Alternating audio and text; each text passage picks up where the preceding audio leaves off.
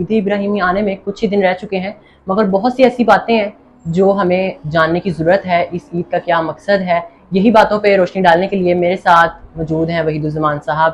ان سے پوچھیں گے کہ آخر اس عید کا کیا مقصد ہے اور کون سی باتیں ایسی ہیں جو ہمارے لیے جاننا بہت زیادہ ضروری ہے۔ آئیے چلتے ہیں وحید الزمان صاحب کی طرف تاکہ وہ ہمیں ان سوالات میں رہنمائی فراہم کریں۔ جی سر۔ السلام ورحمۃ اللہ وبرکاتہ۔ الحمدللہ۔ سب سے پہلا سوال یہ پوچھیں گے کہ آخر اس مہینے کی کیا فضیلت ہے، کیونکہ اس مہینے میں حج بھی ہے، عید ابراہیمی بھی ہے، تو آخر اس مہینے کی کیا فضیلت ہے، کیونکہ یہ بابرکت مہینوں میں سے ایک بابرکت مہینہ ہے۔ جی سر، کیا اس میں آپ کہیں گے؟ جی بسم اللہ الرحمن الرحیم۔ اس میں کوئی دو رائے نہیں ہے کہ ذی الحج کا مہینہ وہ مہینہ ہے کہ جس میں علماء فرماتے ہیں تقریباً تمام عبادات اکٹھی ہو جاتی ہیں۔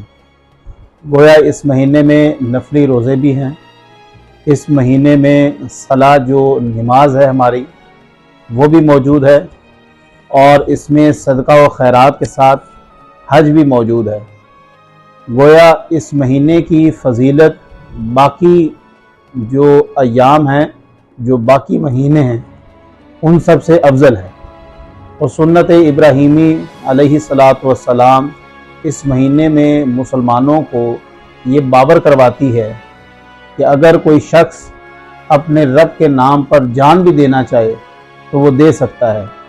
اور در حقیقت قربانی کا فلسفہ بھی یہی ہے کہ انسان جب جانور کو ذبح کرتا ہے تو وہ یہ بتانا چاہ رہا ہوتا ہے، یہ ایک سمبولک نشان ہے کہ اے میرے پروردگار، میری محبت، میرا عشق اور میری چاہت اس قدر زیادہ ہے، یہ میں جانور تیری راہ میں پیش کر رہا ہوں، لیکن اگر جان بھی دینی پڑی تو میں جان بھی قربان کر دوں گا۔ ویڈیو کو آگے لے کے چلتے ہیں دوسرے سوال کی طرف۔ ایک اور بڑا سنجیدہ ہے مسئلہ جو ہمارے معاشرے میں نظر آتا ہے، وہ ہے قربانی کی گوشت کی تقسیم۔ اکثر لوگ جان کر، کچھ لوگ بھولے سے یہ غلطیاں کر جاتے ہیں کہ گول بوٹی ہماری طرف رکھ دو، ران کی بوٹی ہماری طرف رکھ دو، باقی جو بچ گیا وہ غریبوں میں دے دو۔ تو کیا یہ تقسیم ٹھیک ہے؟ اور اگر یہ تقسیم ٹھیک نہیں ہے تو کیا تقسیم ٹھیک ہے؟ یہی سوال کا جواب جانیں گے وحید الزمان صاحب سے۔ جی سر۔ قربانی تو کوشش یہ کرنی چاہیے کہ جب آپ تقسیم کریں، اگر آپ حدیث میں دیکھیں تو تقسیم کے 3 درجے ہیں کہ ایک حصہ آپ اپنے پاس رکھیں گے، ایک اپنا غربا میں تقسیم کریں گے، اور ایک اپنے رشتہ داروں کے لیے دیں گے۔ آج کے دور میں بھی یہی تقسیم ہے، لیکن جس طرح اب دور تبدیل ہوتا جا رہا ہے، لوگ اس کو زیادہ تقسیم کرنے کی بجائے زیادہ گوشت اپنے پاس رکھ لیتے ہیں اور انتہائی کم جو ہے وہ مساکین کو دے دیتے ہیں، اپنے رشتہ داروں کو دے دیتے ہیں، جو کہ اس قربانی کا مقصد فوت ہو جاتا ہے۔ مقصد تو یہ ہے کہ گوشت کیا جائے اور دوسروں تک پہنچایا جائے، یہ مقصد نہیں ہے کہ گوشت کر کے سارا اپنے پاس ہی رکھ لیا جائے، تو وہ مقصد فوت ہو جائے گا۔ لہذا گوشت کی تقسیم میں یہ خیال رکھنا چاہیے کہ اپنے تقوی کے بھی، قرآن پاک میں اللہ تعالیٰ ارشاد فرماتا ہے کہ یہ تمہاری قربانی، تمہارا یہ جو خون اور گوشت ہے یہ میرے پاس نہیں پہنچتے۔ کیا پہنچتا ہے؟ اللہ تعالیٰ فرماتا ہے میرے پاس تمہارا تقوی پہنچتا ہے۔ تو اگر تقوی ہی نہ پہنچا تو گوشت کی پھر کیا ویلیو رہ گئی؟ لہذا کوشش یہ کرنی چاہیے جب بھی گوشت کی تقسیم کریں تو برابر تقسیم کریں۔ اگر آپ غریب ہیں، اگر آپ مفلس ہیں، آپ کا کنبہ بڑا ہے تو آپ سارا بھی رکھ سکتے ہیں، دین اسلام نے آپ کو یہ اجازت دی ہے۔ ایک اور بڑا اہم مسئلہ جو ہمارے معاشرے کا بن چکا ہے کہ لوگ قربانی اللہ کی رضا کے لیے نہیں، حضرت ابراہیم اور حضرت اسماعیل کی قربانی کو یاد رکھتے ہوئے نہیں، بلکہ معاشرے میں اپنا رعب پیدا کرنے اور دکھاوے کے لیے کرتے ہیں کہ وہ فلاں رشتہ دار اتنے کا گائے لے کے آیا تو میں بھی اتنے کی لے کر آؤں گا، وہ اتنے لاکھ کا بکرا تھا تو میں اس سے زیادہ کا لے کے آؤں گا۔ قربانی ایک کمپیریزن بن چکا ہے، ایک ریس بن چکا ہے، جبکہ اس کا اصل مقصد یہ نہیں ہے۔ اس کا اصل مقصد کیا ہے، یہ پوچھیں گے وحید الزمان صاحب سے۔ قربانی تو درکنار دین اسلام کے اندر اگر آپ صدقہ بھی کرتے ہیں اور اس میں بھی دکھاوا ہے تو وہ عبادت آپ کی قبول نہیں ہے، بلکہ احادیث مبارکہ اگر مطالعہ کریں تو سرکار دو عالم صلی اللہ علیہ وسلم نے فرمایا کہ ایک شخص کے پاس بہت زیادہ نیکیاں ہوں گی اور وہ احسان جتلا کر اپنی تمام نیکیوں پہ پانی پھیر دے گا، گویا ہاتھ صاف کر لے گا ان سے۔ اسی طرح قربانی یاد رکھیے گا یہ اللہ کی رضا کے لیے ہے۔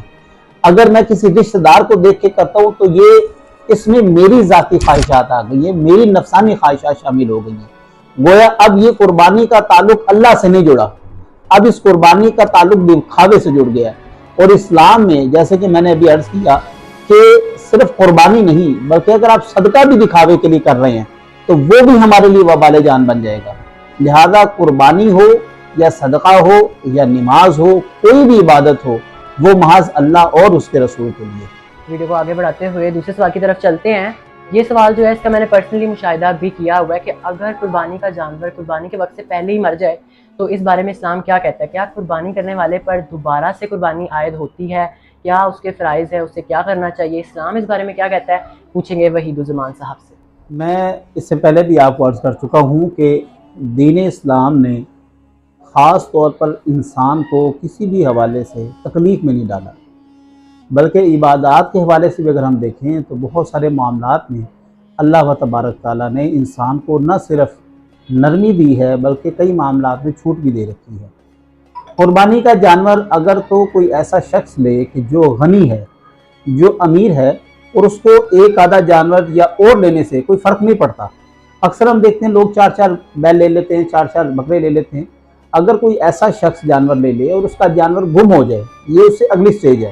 ایک تو ہے جانور مر جائے، اکثر ایسا ہوتا ہے کہ جانور باہر باندھا ہوا ہے، کوئی کھول کے لے جاتا ہے، چوری ہو جاتا ہے یا گم ہو جاتا ہے، تو مرنا تو ایک الگ بات ہے۔ اگر گم ہو جائے یا فوت ہو جائے یا کوئی چور لے جائے، چوری ہو جائے، تو ظاہری بات ہے غنی کے لیے دوسرا جانور لینا مشکل نہیں ہے، وہ دوسرا جانور لے سکتا ہے۔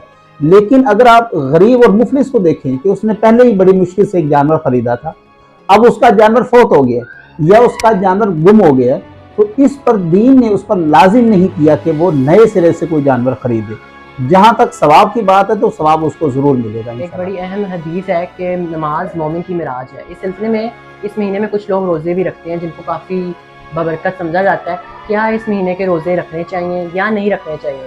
اور جو لوگ اس مہینے کے روزے رکھتے ہیں اور نماز ادا نہیں کرتے تو کیا ان کے روزے بے اثر روزے ہیں؟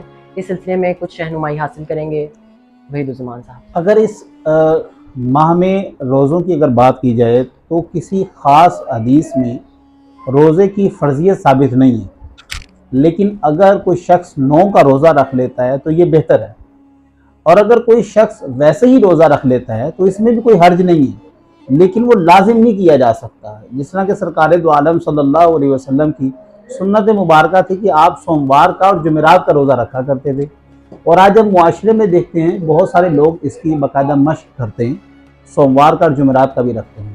لہذا حاجیوں کے لیے احکامات الگ ہیں، اور ہم جو لوگ حاجی نہیں ہیں، جو اس وقت اپنے اپنے گھروں میں موجود ہیں اور اپنے اپنے علاقوں میں قربانی کر رہے ہیں، اگر وہ 9 ذی الحجہ کا روزہ رکھ لیتے ہیں تو اس میں کسی بھی قسم کی کوئی قباحت نہیں ہے۔ ویڈیو کو آگے بڑھاتے ہوئے دوسرے سوال کی طرف چلتے ہیں کہ کیا قربانی کرنے والا ناخن کاٹ سکتا ہے، بال کاٹ سکتا ہے؟ اس بارے میں کیا اسلام کہتا ہے؟ کیا ہمیں ہدایات ملتی ہیں؟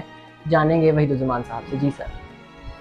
جو ایک روایت ہے حضرت ام سلمہ کی ناخن تراشنے کے حوالے سے، یہ یاد رکھیے گا کہ دین اسلام نے ہر عبادت میں کچھ چیزیں لازم کر رکھی ہیں اور کچھ چیزوں میں چھوٹ دے رکھی ہے۔ جس طرح نماز ہے تو نماز میں وضو آپ کے لیے فرض ہے، اور اگر کوئی شخص اس میں 3 دفعہ کلی نہیں کرتا تو وضو پھر بھی اس کا ہو جاتا ہے، تو پھر یہ 3 دفعہ کلی کرنا یا ناک میں پانی ڈالنا کیا ہے؟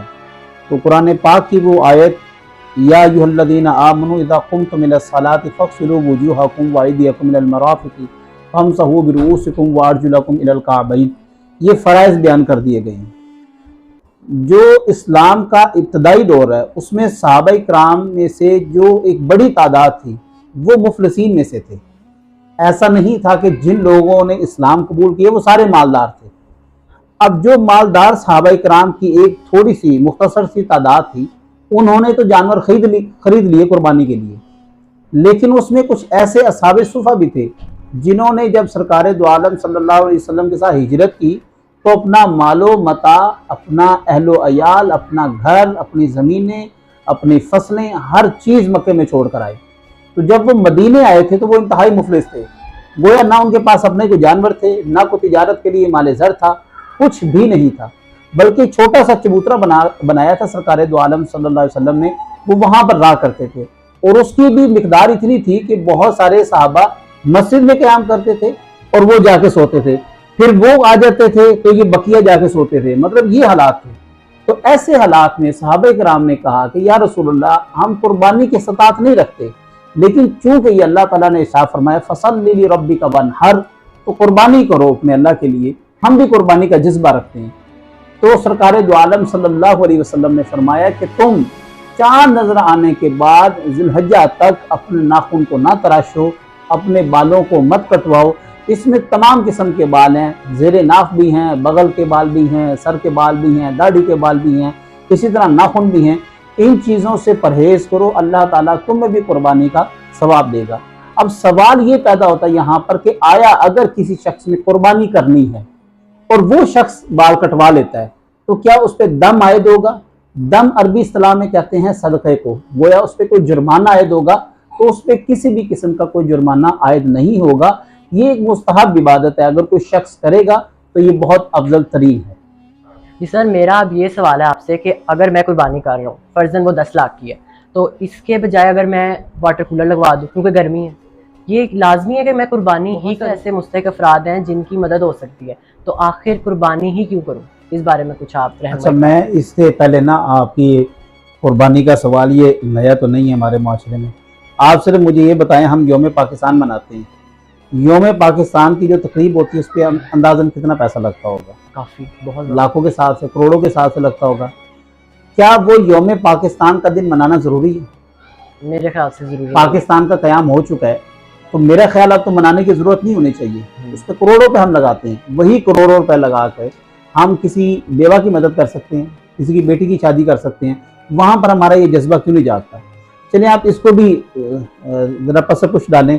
بسنت کا تہوار ہم یہ جانتے ہیں کہ اس پہ لاکھوں کروڑوں روپے بلکہ اربوں روپے کا کاغذ لگتا ہے، اس پہ وہ شیشہ لگتا ہے، دھاگا لگتا ہے، وہاں پر یہ ہمارے جذبات کیوں نہیں جاگتے؟ یہ جذبات صرف سنت ابراہیمی پر کیوں جاگتے ہیں؟ یاد رکھیے گا، ہر ایک چیز کی سمبولک ایک نشانی ہوتی ہے۔ جس طرح ہم جب عبادت کر رہے ہوتے ہیں، نماز پڑھ رہے ہوتے ہیں، اس میں ہمارا مقصد کیا ہوتا ہے؟ ہم اس میں اپنے آپ کو اطاعت کے اوپر لے کر آ رہے ہوتے ہیں، وہ اطاعت ظاہر کر رہے ہوتے ہیں اللہ کو۔ جب آپ روزہ رکھتے ہیں تو آپ کے سامنے حلال چیزیں پڑی ہوتی ہیں، ہم انہیں کیوں نہیں کھاتے؟ کیونکہ آپ اللہ تعالیٰ کو اپنی وفاداری، آپ اللہ تبارک تعالیٰ کو یہ بتانا چاہتے ہیں کہ ہم اللہ تعالیٰ سے وفادار ہیں، کہ تیرے حکم کے مطابق ہم نے اپنی حلال چیزوں کو کھانا پینا بند کر دیا۔ گویا آپ اسلام کی تمام عبادت کو دیکھیں گے، اس کا ایک سمبولک نشان ہے۔ یہ عبادت ایسے نہیں ہے کہ بس نماز ہے تو 4 رکعت پڑھ لی بات ختم ہو گئی، یہ روزہ 2-4 گھنٹے آپ نے بھوکھا رہ لیا تو یہ روزہ، یہ ایسا نہیں ہے۔ اگر آپ قربانی کو دیکھیں تو سمبولک نشان ہے کس چیز کا، اور یہ قربانی آج کے دور کی نہیں ہو رہی، یہ قربانی آپ دیگر مذاہب میں دیکھیں، اس میں بلی کا کانسیپٹ ہے، اس میں کسی کے جان دینے کا کانسیپٹ ہے، یہ ہر مذہب میں موجود ہے۔ لیکن ہم چونکہ خاص اسلام کی بات کر رہے ہیں تو یہ ذہن میں رکھیں کہ جب انسان قربانی کر رہا ہوتا ہے تو اس کے ذہن میں ایک سمبولک نشان ہوتا ہے، وہ یہ ہوتا ہے کہ یا اللہ میں ہر چیز سے بڑھ کے تجھے پیار کرتا ہوں، یہ میں اپنا جانور تیری بارگاہ میں پیش کر رہا ہوں، اور اگر مجھے کل کو تیرے نام پہ جان بھی دینی پڑی تو میں دوں گا۔ یہ ایک سمبولک نشان ہے۔ اور آپ یہ دیکھیں، آپ یہ کہہ رہے ہیں کہ میں 10 لاکھ کا جانور لایا ہوں تو میں کسی غریب بیوہ کی بھی مدد کر سکتا ہوں، تو اس میں آپ کیا کر رہے ہیں؟ کیا آپ جانور ذبح کر کے گٹر میں بہا رہے ہیں؟ کیا آپ جانور ذبح کر کے اس کو آگ لگا رہے ہیں؟ کیا کر رہے ہیں؟ ایک جانور ذبح ہوا ہے، اب آپ ذرا اس کی تھوڑی سی ڈیٹیل دیکھیے گا۔ ایک جانور ذبح ہوا، اس میں سب سے پہلے کس کا کام آیا؟ کسائی کا۔ اب کچھ لوگوں کی روزی کا سلسلہ سٹارٹ ہو گیا۔ اچھا، اس کے بعد پھر جب یہ کھال بکتی ہے، وہ کھال کہاں جاتی ہے؟ چمڑا منڈی میں جاتی ہے۔ اب منڈی کا نظام چلنا شروع ہو گیا، وہاں پر مزدوروں کے گھر کا چولہا جلنا شروع ہو گیا۔ آپ اندازہ لگائیں، صرف آپ کے ایک جانور ذبح کرنے سے اربوں روپے کا ریونیو جنریٹ ہوتا ہے۔ صرف یہ نہیں، اس کے بعد جو فضلہ ہوتا ہے جانور کا، خون اور جو دوسری آنتڑیں وغیرہ ہوتی ہیں، یہ ساری کارآمد ہے۔ اتنی بڑی انڈسٹری ایک جو ہے وہ کارآمد ہونا شروع ہو جاتی ہے، عمل میں آ جاتی ہے۔ تو اگر آپ کے ذہن میں صرف مدد کرنا ہی ہے تو ذبح کرتے وقت یہ سوچ لیجئے گا کہ ہم نے جانور کو آگ نہیں لگانی، بلکہ ایک پوری کی پورا نظام اس کے اوپر کھڑا ہوا۔ بلا شبہ کافی سارے سوالات ہوتے ہیں ذہنوں میں، مگر ہم چلتے ہیں اپنے آخری سوال کی طرف۔ ایام تشریق سے کیا مراد ہے؟ اس بارے میں اسلام کیا کہتا ہے؟ کیا احکامات ہیں؟ پوچھتے ہیں سر۔ ایام تشریق سے مراد کچھ خاص ایسے ایام ہیں جس میں تکبیرات کہا جاتی ہیں۔ اب تکبیرات ویسے تو ان 10 ایام میں ہمارے پاس یہ ایام شروع ہوں گے جمعرات سے، اور تیسرا دن جو ہمارا عید الاضحیٰ کا ہوگا اس کے مغرب تک یہ رہیں گے۔ اور جمعرات کی فجر کی نماز کے بعد سے ہم نے بآواز بلند ہر نماز کے بعد تکبیرات کہنی ہیں۔ آپ اس میں اللہ اکبر لا الہ الا اللہ، اللہ اکبر وللہ الحمد، یہ ایام تشریق کی تسبیحات ہیں۔ ویسے تو آپ کوئی بھی ذکر کر سکتے ہیں، لیکن احادیث کی روح کے مطابق ان ایام میں، جن کو ایام تشریق جس میں آپ تسبیحات کہتے ہیں، گویا آپ یہ اعلان کرتے ہیں 3 دن کے لیے۔ ہمارے پاس یہ ہو رہی ہے 29 سے غالباً شروع ہو رہی ہے، جمعرات فجر سے لے کر عید الاضحیٰ کے تیسرے دن گویا جمعرات تک آپ نے تکبیرات ہر نماز کے بعد پڑھنی ہے۔ یہ تو لازم ہے بابا سے بلند، اور کم از کم 1 دفعہ یا 2 دفعہ پڑھنا آپ سمجھ لیں کہ واجب ہے۔ باقی آپ سارا دن بھی یہ پڑھ سکتے ہیں، اللہ اکبر لا الہ الا اللہ اللہ اکبر وللہ الحمد۔ آخر میں سر سے چاہوں گا کہ وہ اپنی نوجوان نسل کو، ہماری پاکستانی نوجوان نسل کو عید ابراہیمی کے متعلق، سنت ابراہیمی کے متعلق کیا پیغام دینا چاہیں گے؟ سنت ابراہیمی کے حوالے سے چند باتیں ذہن میں یاد رکھیے گا۔ حضرت ابراہیم علیہ السلام اور حضرت اسماعیل علیہ السلام کا یہ واقعہ چند باتوں کی جانب بہت ہی زبردست قسم کا اشارہ کرتا ہے۔ اس میں سب سے پہلی بات یہ ہے کہ حضرت ابراہیم علیہ السلام نے جس طرح اللہ تعالیٰ کے حکم کی تعمیل کی، اس میں ذرہ برابر بھی ہاتھ میں جنبش محسوس نہیں کی۔ ہم نوجوان لوگوں کو یہ چاہیے کہ اللہ تبارک تعالیٰ کے احکامات پر اسی طرح عمل کریں جس طرح حضرت ابراہیم علیہ السلام نے کیا۔ نمبر 1، بحیثیت بیٹے حضرت اسماعیل علیہ السلام نے جو وہاں پر عمل کیا، اس بات کو ذہن نشین رکھا جائے کہ ہر شخص کے لیے یہ لازم ہے کہ اپنے باپ کی فرما برداری کرے اور ساتھ ہی اللہ تبارک تعالیٰ کے حکم کی بھی بجا آوری لائے۔ اس میں آخر جو ہمارے پاس سب سے بڑا جو میسج ہے وہ قربانی ہے۔ وہ قربانی میرے نوجوان بچوں صرف جانور کی نہیں ہے، اس میں قربانی ہمارے دلوں میں بسے ہوئے کینے، بغض اور حسد کی بھی ہے۔ ہمیں تقوی کے ساتھ اپنی زندگی نہ صرف بسر کرنی ہے بلکہ اپنے اعزاز سے دوسرے مسلمان بھائی کو بھی محفوظ رکھنا ہے۔ اللہ تبارک تعالیٰ ہم سب کا حامی ناصر۔ کسی قسم کے شرعی مسئلے میں رہنمائی حاصل کرنے پر اسکرین پر موجود واٹس ایپ نمبر پر رابطہ کر سکتے ہیں۔ ہمارے چینل کو سبسکرائب کریں اور ویڈیو اچھے لگنے پر کمنٹ سیکشن میں اپنی رائے سے آگاہ کریں۔ ملتے ہیں ایک اور دلچسپ ویڈیو کے ساتھ، تب تک کے لیے السلام علیکم۔